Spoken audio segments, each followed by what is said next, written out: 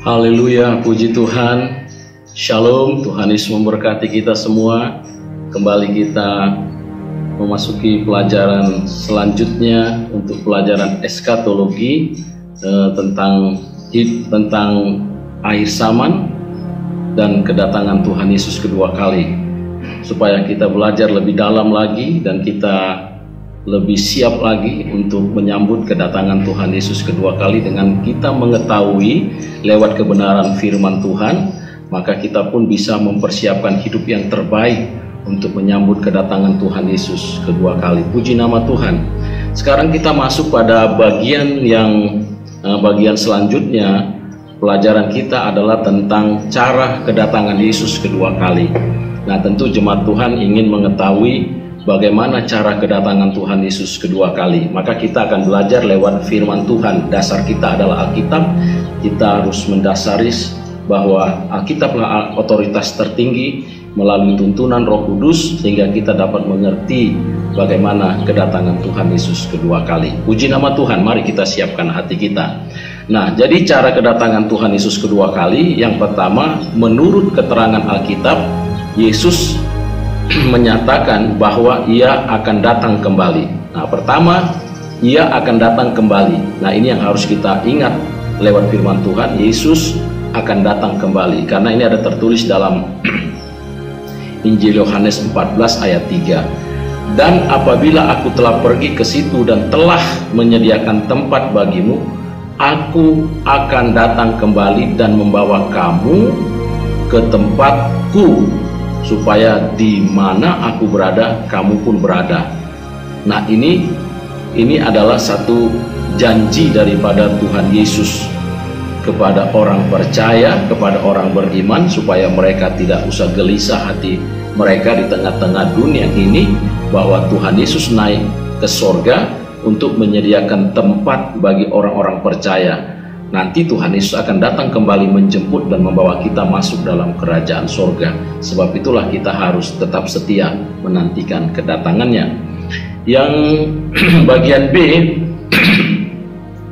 waktu kedatangannya tidak terduga. Nah, ini yang harus kita ingat juga lewat firman Tuhan, bahwa dalam Injil Matius 24 ayat 44 firman Tuhan mengatakan, sebab itu hendaklah kamu juga sedia karena anak manusia datang pada saat yang tidak kamu duga. Lihat ayat firman Tuhan, anak manusia datang pada saat yang tidak kamu duga. Jadi tidak ada seorang pun yang tahu nanti kedatangan Tuhan Yesus itu datang dengan tidak terduga. Nah, sebab itulah kita nggak usah percaya dengan ramalan-ramalan manusia yang mengatakan begini, Tuhan Yesus akan datang tanggal segini, bulan segini dan sebagainya. Nanti yang penting kita harus tetap percaya kepada firman Tuhan, apa yang dikatakan oleh Alkitab. Karena di dalam Matius 25 ayat 13 juga mengatakan firman Tuhan, karena itu berjaga-jagalah, sebab kamu tidak tahu akan hari maupun akan saatnya. Jadi yang penting bagi kita di sini adalah kita tetap siap sedia kapanpun Tuhan Yesus akan datang kembali untuk kedua kalinya. Yang penting bagi kita adalah kita harus siap dan tetap berjaga-jaga, karena saatnya dikatakan kedatangan Tuhan itu tidak ada yang tahu, tidak akan ada yang tahu. Karena yang penting bagi kita adalah tetap berjaga-jaga. Kemudian Yesus akan datang dengan tiba-tiba, kata firman Tuhan. Itu juga ada tertulis di dalam Markus 13 ayat 36. Supaya kalau ia tiba-tiba datang, jangan kamu didapatinya sedang tidur. Jangan sedang tertidur. Kalau ini ada hubungan dengan kehidupan, kata tidur ini seperti orang yang tidak sadar keadaan situasi yang sedang terjadi.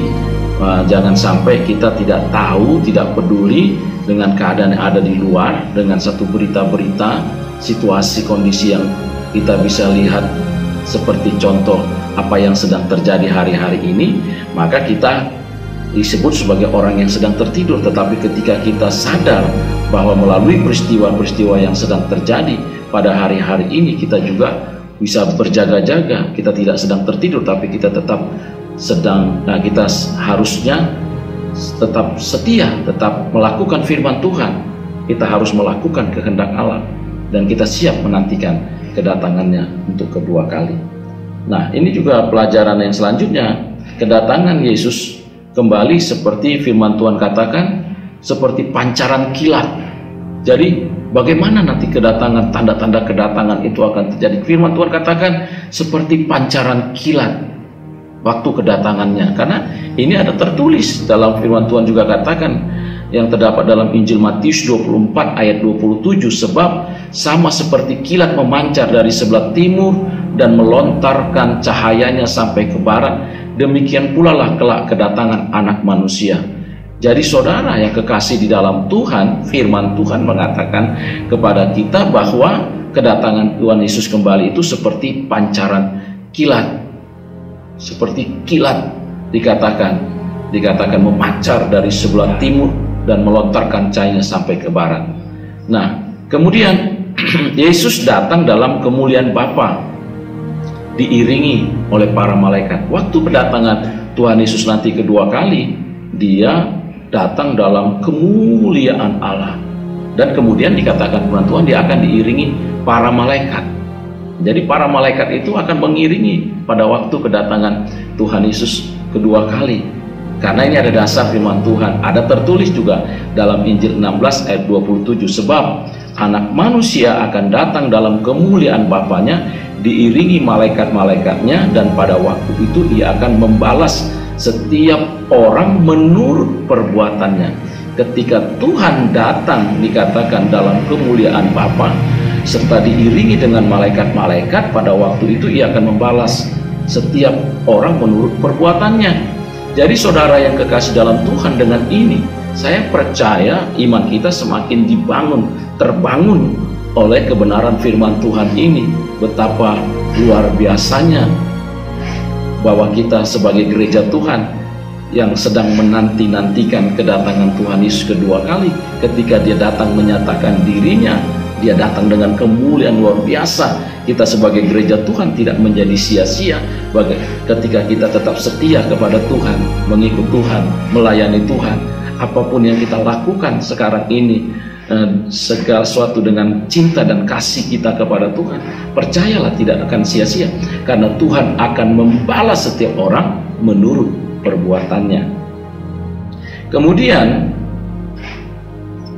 di bagian kedua menjelaskan bahwa malaikat akan menyatakan bahwa Tuhan Yesus datang kembali secara pribadi dengan tubuh yang dapat dilihat. Nah, supaya kita jelas, supaya kita tahu bahwa seperti apa nanti kedatangan Tuhan Yesus Kristus, apakah dalam bentuk roh, apakah dalam bentuk ini dan sebagainya. Nah, firman Tuhan akan menjelaskan kepada kita sekarang ini bahwa kedatangan Tuhan Yesus itu nanti dia dapat dilihat karena dia datang dalam bentuk tubuh. Secara pribadi dia akan datang. Ini firman Tuhan katakan, sehingga kita jelas melalui pelajaran firman Tuhan ini, jelas kita sebagai anak Tuhan mengerti bagaimana kedatangan Tuhan Yesus kedua kali. Karena ada tertulis dalam Kisah Para Rasul 1 ayat 10 sampai 11, demikian firman Tuhan. Ketika mereka sedang menatap ke langit, pada waktu ia naik itu tiba-tiba berdiri dua orang yang berpakaian putih dekat mereka. Di ayat 11, dan berkata kepada mereka, "Hai orang-orang Galilea, mengapa kamu berdiri melihat ke langit? Yesus ini yang terangkat ke surga meninggalkan kamu akan datang kembali dengan cara yang sama seperti yang kamu lihat dia naik ke surga." Nah, ini dia. Jadi saudara yang kekasih dalam Tuhan, ketika murid-murid waktu menyaksikan Yesus naik ke surga, tiba-tiba datang dua malaikat dengan jubah yang bersinar memberitahukan kepada mereka bahwa Yesus akan datang kembali dengan cara yang sama yang seperti kamu lihat naik ke surga. Dengan cara yang sama, artinya sama bisa dilihat dengan kasat mata. Kalau mereka menyaksikan Yesus naik ke surga, mereka melihat dengan kasat mata, mereka menyaksikan hal itu, maka nanti pun seperti janji malaikat yang memberitahukan kepada mereka, Yesus pun akan datang dengan cara yang sama. Puji nama Tuhan. Nah, inilah saudara, semakin dalam kita mengerti, semakin kita memahami kedatangan Tuhan untuk kedua kalinya, sehingga kita semakin sungguh-sungguh dan setia mengiring Yesus. Iman kita semakin bertumbuh di dalam pengenalan kita kepada Tuhan melalui kebenaran firman Tuhan, khususnya di dalam pelajaran pendalaman Alkitab tentang kedatangan Tuhan Yesus kedua kali. Nah, kemudian rasul-rasul menyaksikan kedatangan Yesus secara pribadi dan tidak terduga. Seperti Petrus, dia juga menyaksikan dan menuliskan dalam kitabnya, bahwa dalam kitab yang dia tulis bahwa Yesus akan datang kembali. Dia pun meyakini hal ini. Jadi dari rasul-rasul kita bisa tahu bahwa mereka juga percaya. Seperti Petrus mengatakan dalam suratnya yang kedua, 2 Petrus 3 ayat 3-4, bahwa yang terutama harus kamu ketahui ialah bahwa pada hari-hari zaman akhir akan tampil pengejek-pengejek dengan ejekan-ejekannya, itu orang-orang yang hidup menuruti hawa nafsunya. Kata mereka, di manakah janji tentang kedatangannya itu? Sebab sejak bapa leluhur kita meninggalkan segala sesuatu tetap seperti semula pada waktu dunia diciptakan.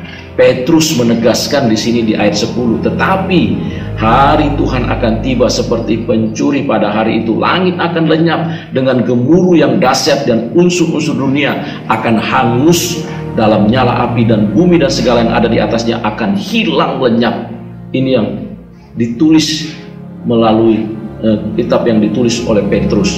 Petrus meyakini melalui ilham dan pimpinan Roh Kudus menuliskan firman Tuhan ini, memberitahukan kepada orang-orang pengejek-pengejek yang mungkin hari-hari ini banyak orang mengejek, mengolok-olok dan mengatakan, mana buktinya dari dulu kamu bicara tentang kedatangan Tuhan kedua kali Tuhan akan datang, Tuhan sebentar lagi Tuhan akan datang dan sebagainya. Tapi Tuhan mengingatkan melalui apa yang dikatakan Petrus, Tuhan Yesus akan datang seperti pencuri pada malam hari, bahwa bahkan dia mengingatkan dengan tegas bahwa apa yang terjadi, peristiwa apa yang terjadi waktu kedatangan Tuhan Yesus kedua kali, bahwa dikatakan dia datang seperti pencuri pada hari itu. Langit lenyap dengan gemuruh yang dahsyat, akan terjadi gemuruh yang dahsyat, dan unsur-unsur dunia, semua planet-planet yang ada di alam semesta ini hangus dalam nyala api, dan bumi dengan segala yang ada di atasnya akan hilang lenyap. Ingat itu saudara yang kekasih, firman Tuhan sudah mengingatkan kepada kita, satu saat semua unsur bumi, semua yang ada dalam semesta ini akan hancur binasa. Tapi Yesus akan datang kembali. Dia sebagai Allah yang hidup, Raja yang hidup, yang akan datang menjemput gerejanya. Sebab itulah kita tetap setia, walaupun satu saat semua akan binasa, tapi orang percaya akan dibawa di satu tempat hidup yang kekal. Paulus juga mengatakan hal ini, terdapat dalam 1 Tesalonika 4 ayat 16 dan 17. Firman Tuhan mengatakan, sebab pada waktu tanda diberi, yaitu pada waktu penghulu malaikat berseru dan sangkakala berbunyi, maka Tuhan sendiri akan turun dari sorga, dan mereka yang mati dalam Kristus akan lebih dahulu bangkit. Kemudian sesudah itu kita yang hidup yang masih tinggal akan diangkat bersama-sama dengan mereka dalam awan menyongsong Tuhan di angkasa. Demikianlah kita akan selama-lamanya bersama-sama dengan Tuhan. Jadi saudara yang kekasih dalam Tuhan, pada waktu Yesus dia datang turun di awan-awan, dikatakan di sana bersama dengan malaikat-malaikat dengan bunyi sangkakala. Kedatangan Tuhan Yesus kedua kali, yang pertama kali bangkit itu orang-orang yang mati di dalam Tuhan. Mereka akan menyongsong Yesus ke awan-awan. Kemudian orang yang masih hidup, gereja yang rapture, mereka yang disingkirkan, itu ketika sudah waktunya Yesus datang, kemudian mereka akan diubah dengan tubuh kemuliaan, soma pneumatikon, tubuh soma daging, pneuma roh tanpa darah daging. Itulah tubuh kemuliaan, tubuh yang dikenakan sama seperti kita akan diubahkan seketika. Kita juga akan menyongsong Yesus di angkasa. Demikianlah kita akan tinggal selama-lamanya bersama-sama dengan Tuhan. Filipi 3:21 dan ayat 22 mengatakan kepada kita juga hari ini, ingat satu hal, bahwa karena kewarganegaraan kita adalah di dalam sorga, Dan dari situ juga kita akan menantikan Tuhan Yesus Kristus sebagai juru selamat yang akan mengubah tubuh kita yang hina ini sehingga serupa dengan tubuhnya yang mulia menurut kuasanya yang menaklukkan segala sesuatu kepada dirinya. Nah, ini yang kita perhatikan di bagian ini, di mana Paulus juga mengingatkan kepada kita supaya kita tahu bahwa satu saat ketika Yesus datang kedua kali, tubuh kita yang hina ini akan diubah dengan tubuh kemuliaannya. Puji nama Tuhan. Nah, kemudian Yakobus juga dia meyakini hal ini. Dia menulis dalam kitab Yakobus pasal 5 ayat 7-8. Dia mengingatkan kepada gereja Tuhan, kepada kita jemaat Tuhan GPDI Manaim, supaya kita semakin teguh iman kita. Dituliskan melalui firman Tuhan. Karena itu saudara-saudara, sabarlah sampai kepada kedatangan Tuhan. Sesungguhnya petani menantikan hasil yang berharga dari tanah, dan ia sabar sampai telah turun hujan musim gugur dan musim semi. Kamu juga harus sabar dan harus meneguhkan hatimu karena kedatangan Tuhan sudah dekat. Nah, ini juga satu pesan mengingatkan kepada kita supaya kita menjadi gereja Tuhan, sabar sampai kedatangan Tuhan. Sabar kita menantikan Tuhan, karena kita tahu bahwa melalui tanda-tanda peristiwa-peristiwa yang terjadi di muka bumi ini, itu menunjukkan satu tanda juga bagi kita supaya siap dan berjaga-jaga. Sesungguhnya semua yang tertulis dalam Alkitab itu akan digenapi, menyatakan bahwa Yesus akan datang kembali. Bahkan dan murid Yesus juga, Yohanes, dia menuliskan kepada kita dan mengingatkan kepada kita supaya kita tetap setia menantikan kedatangan Tuhan Yesus kedua kali sebagai jemaat Tuhan. Dia menulis di dalam 1 Yohanes 2:28 dan Wahyu 2 dan 1 Yohanes 2 ayat 28 mengatakan bahwa maka sekarang anak-anakku, tinggallah di dalam Kristus, supaya apabila ia menyatakan dirinya, kita beroleh keberanian percaya dan tidak usah malu terhadap dia pada hari kedatangannya. Saudara-saudaraku yang kekasih, sekarang kita adalah anak-anak Allah, tetapi belum nyata keadaan kita kelak. Akan tetapi kita tahu bahwa apabila Kristus menyatakan dirinya, kita akan menjadi sama seperti dia, sebab kita akan melihat dia dalam kemuliaannya yang sebenarnya. Nah, itulah saudara yang kekasih firman Tuhan. Injil Yohanes juga sebagai murid Yesus mengingatkan kepada kita sebagai jemaat Tuhan supaya kita, bahwa dikatakan, tetap tinggal di dalam Yesus, supaya apabila ia menyatakan diri, kita beroleh keberanian, tidak usah malu terhadap dia pada hari kedatangannya. Jangan sampai kita sebagai gereja Tuhan yang merasa minder, malu, dan tidak siap menyambut kedatangan Tuhan, merasa seperti tidak layak di hadapan Tuhan. Ini yang harus kita sadari sekarang ini. Kalau kita memang sungguh-sungguh setia, justru kita menunjukkan sebagai gereja yang siap menyambut kedatangan kedua kali. Justru kita bergairah, kita begitu bersemangat, antusias menantikan kedatangan Tuhan. Itulah ciri-ciri jemaat atau gereja Tuhan yang setia, yang sungguh-sungguh mengikut Tuhan, yang sungguh-sungguh mengasihi Tuhan.